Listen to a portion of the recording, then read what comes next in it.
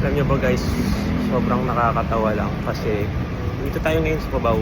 And tagal ko na nakatira dito. Pero recently ko lang nalaman na marami na rin pala mga coffee shop dito na bago. Kasi before, pinupuntahan lang natin is Starbucks, Tim Hortons, di ba ba? Krispy Kreme. Pero ngayon, ang dami na rin pala. So ngayon pupunta tayo sa isa ko na discover, which is the Zeus Coffee. Balita ko masarap daw yung Spanish latte daw.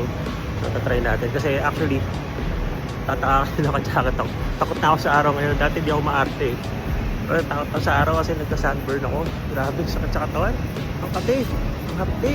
So ngayon, jacket tayo para iwas sunburn ulit. Pero ngayon, kaya ako pupunta doon. Hindi ako makapag-focus sa bahay. Nakapan ako. Wala akong pwesto. So, mag-deep work tayo sa coffee shop. Kaya, sa labas ako ngayon.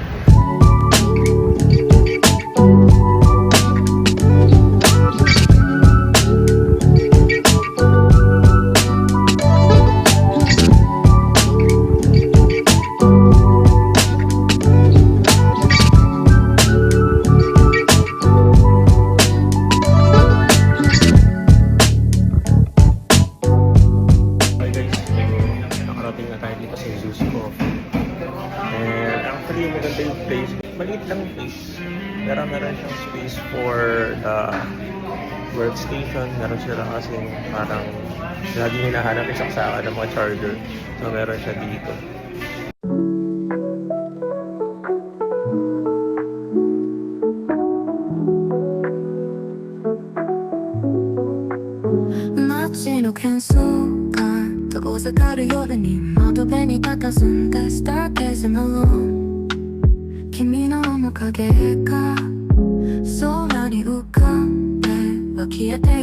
Like a shooting star. Can you hear me? And so guys, natapos na natin yung trabaho natin. As you can see, medyo dumidilim na. Katulad kanina na sobrang liwanag pa. Alas 3 yata ako lumabas kanina kaya sobrang araw. Pero ngayon magsi 6 PM na. So magagabi na talaga. Maganda rin yung ginawa natin ngayon kasi nung nandun ako sa bahay, hindi talaga ako makapag-focus. Alam mo yun, komportable ko sa area kasi. But then, I had to force myself out. So I go out dito sa area lang, sa Cubao. And then, sabi ko nga kanina, dami ng coffee shop. So I tried the Zeus Coffee. Well, okay naman. Try tayo ng ibang coffee, no? Ilan tayo, puro Tim Hortons and Starbucks. And nakakatawa din. Although, maliit lang yung space. Pero meron silang area for yung mga dalang laptop na gusto mag-charge. Yun. So yun yung maganda doon. So nakapag-deep work tayo at least 3 parang 2 hours din.